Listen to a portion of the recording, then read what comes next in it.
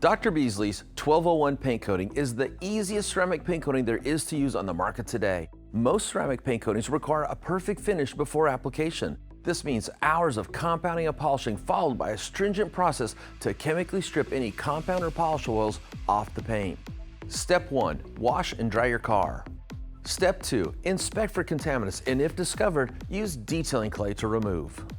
Step 3. Mist some distilled water over a section of paint about 2 foot by 2 foot.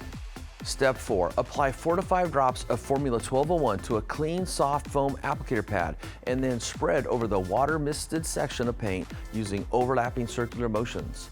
Step 5. Immediately remove the residue using a clean, dry microfiber towel and then give the panel a final buff. The application is simple, but the results are phenomenal. All the benefits of a ceramic paint coating without all the prep work. For more information, visit Autogeek.com.